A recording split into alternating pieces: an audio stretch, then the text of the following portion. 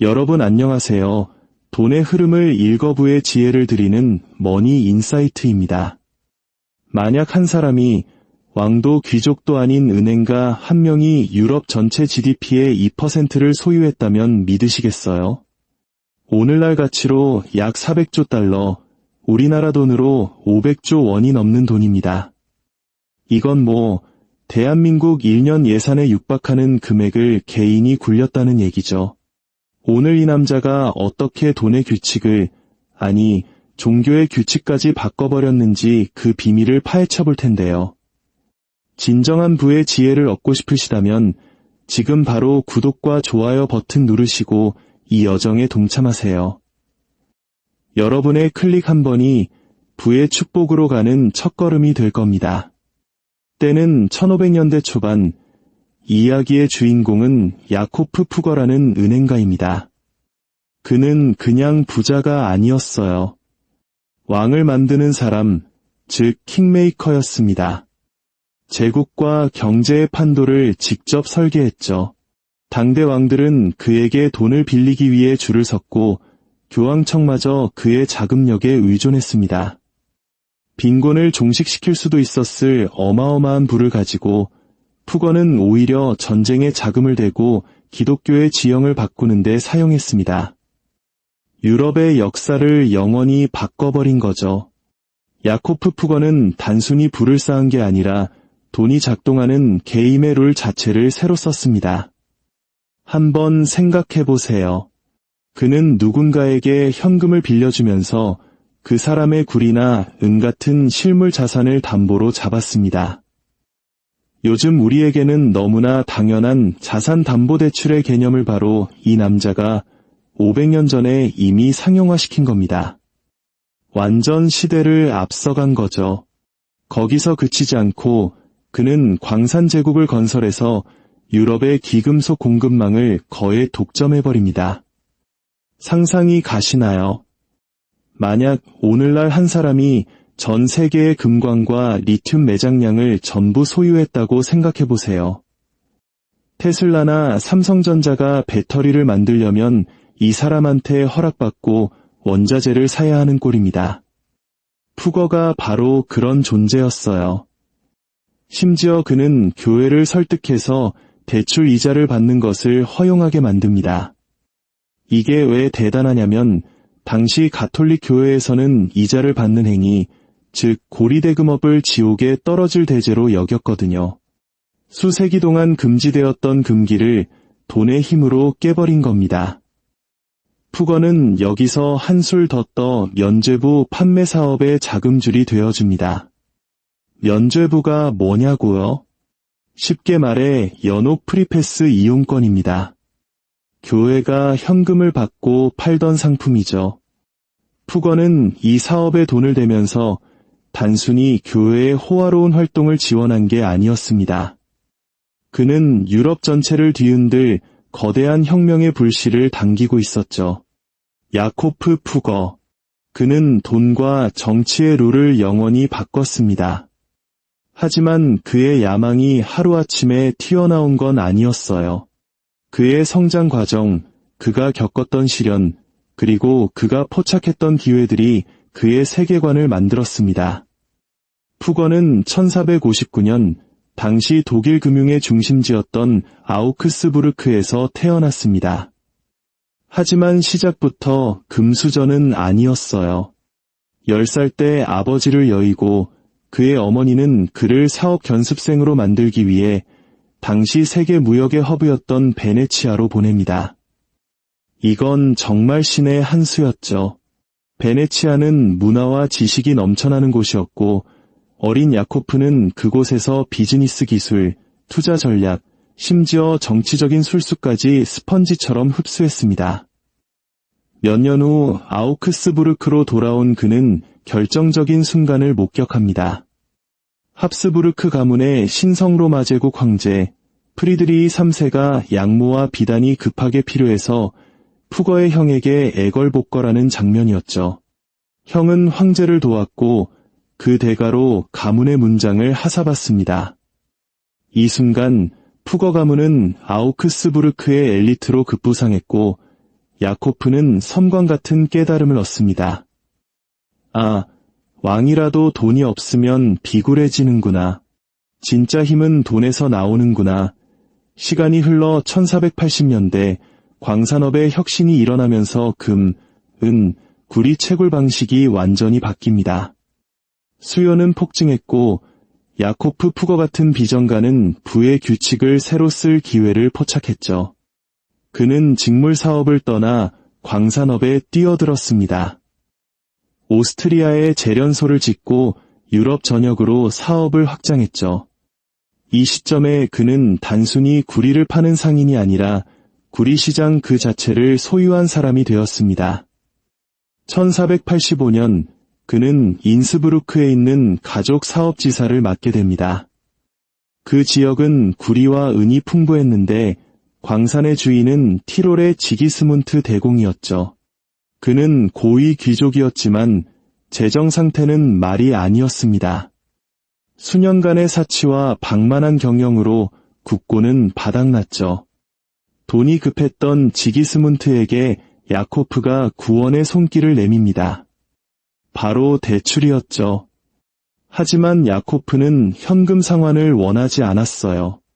대신 티롤 광산에서 나오는 구리와 은으로 갚으라는 아주 계산된 거래를 제안합니다. 이게 바로 현대금융의 핵심인 담보 개념의 초기 형태였습니다. 만약 지기스문트가 돈을 못 갚아도 푸거는 가치 있는 금속을 확보하니 손해볼 게 전혀 없는 구조였죠. 그에게는 완벽한 위닝 게임이었습니다. 이 전략은 대성공을 거두었고 1490년대의 푸거 가문은 유럽 최대의 광산 제국을 통제하게 됩니다. 바로 그때 지기스문트가 역사의 뒤안길로 사라지고 새로운 스타, 오스트리아의 막시밀리안이 등장합니다.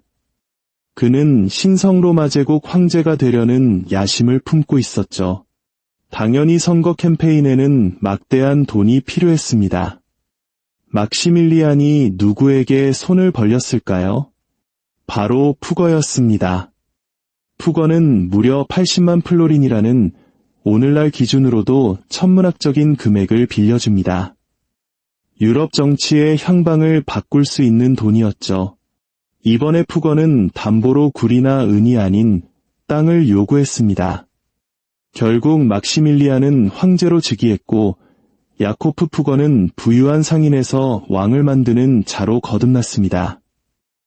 푸거는 황제의 야망과 자신의 금융 전략을 완벽하게 일치시켰죠. 막시밀리안이 비엔나를 탈환하기 위해 자금이 필요할 때도 푸거가 돈을 댔습니다. 둘의 동맹은 정치뿐만 아니라 금융을 혁신하며 역사에 지울 수 없는 족적을 남겼습니다. 이제 정치와 부의 세계를 정복한 푸거에게 남은 영역은 단 하나, 바로 교회였습니다. 1514년 유럽에서 가장 영향력 있는 종교적 직위 중 하나인 마인츠 대주교 자리가 공석이 됩니다. 이건 단순히 종교적 권위가 아니라 정치 권력과 부로 가는 관문이었죠. 그런데 이 자리는 신앙심이나 자격으로 결정되는 게 아니었습니다. 오직 누가 가장 높은 가격을 부르는가에 달려 있었죠. 호헨촐렐은 가문의 알브레이트라는 야심가가 이 자리를 탐냈지만 그에겐 돈이 없었습니다. 그래서 그는 푸거를 찾아갔죠. 푸거는 이것을 또 다른 엄청난 기회로 봤습니다. 알브레이트가 대주교가 되면 제국에서 가장 중요한 자리에 자신의 사람을 심게 되는 거니까요.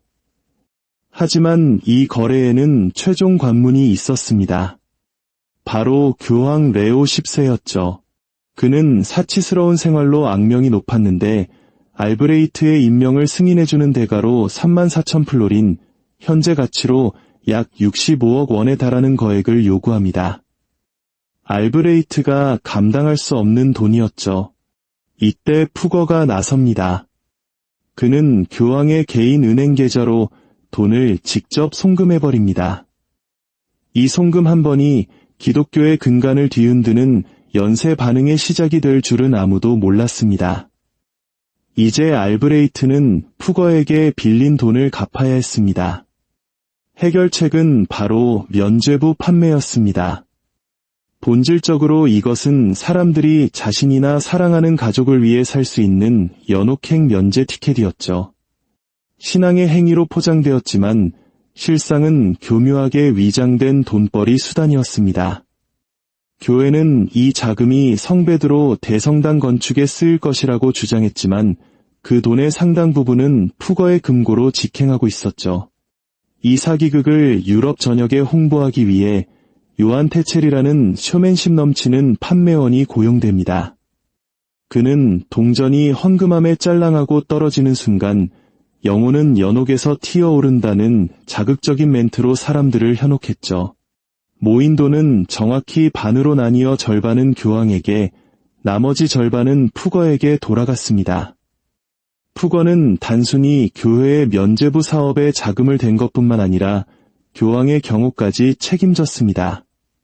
그는 스위스 용병을 고용하여 교황을 지키게 했는데 이것이 바로 오늘날까지 이어지는 바티칸 스위스 근위대의 시작입니다. 사실상 그는 하느님의 은행가라 불리며 로마로 들어오는 돈의 흐름을 완벽히 통제하고 있었습니다. 다음 단계는 수세기 동안 이어진 교회의 전통에 도전하는 것이었습니다. 바로 이자 문제였죠. 앞서 말했듯 가톨릭 교회는 이자를 받는 것을 탐욕이자 죄악으로 간주했습니다. 하지만 푸거는 다르게 생각했어요. 그에게 이자는 죄가 아니라 위험을 감수하는 것에 대한 정당한 서비스 비용이었습니다. 푸거는 교황 레오 10세에게 직접 편지를 보내 단판을 짓습니다. 그의 메시지는 대담했습니다. 이자는 착취가 아니라 대금업자가 감수하는 위험과 노력에 대한 공정한 보상이라는 것이었죠. 결국 1515년 교황 레오 10세는 획기적인 교령을 발표합니다. 대출의 노동, 비용 또는 위험이 수반되는 한 이자는 더 이상 죄가 아니라고 선언한 것이죠. 이것은 사실상 모든 이자를 합법화하는 교묘한 조치였습니다. 물론 여기에도 교황의 숨은 동기가 있었습니다. 그는 로마의 성베드로 대성당 재건축과 같은 거대한 프로젝트를 통해 자신의 유산을 남기고 싶었고, 그러기 위해서는 막대한 돈이 필요했습니다. 미켈란젤로 같은 예술가들에게 지불할 돈, 그 모든 돈은 푸거의 주머니에서 나왔습니다. 바티칸에 대한 자금 지원은 선물이 아니라 대출이었습니다. 교황청은 돈을 갚기 위해 신자들에게 과도한 세금을 부과하기 시작했고, 특히 독일 신자들의 분노는 극에 달했습니다. 자신들이 평생 보지도 못할 로마의 호화로운 건축 프로젝트에 자신들의 피 같은 돈이 쓰인다는 사실에 분노한 것이죠. 이 분노는 들불처럼 번져나갔고 유럽 전역에 쌓인 불만은 거대한 화약고가 되어가고 있었습니다. 바로 이 지점에서 역사의 흐름을 바꾼 한 남자가 등장합니다. 마르틴 루터라는 젊은 개혁가였죠. 그는 교회의 타락, 특히 구원을 돈으로 파는 면죄부 판매에 격분했습니다.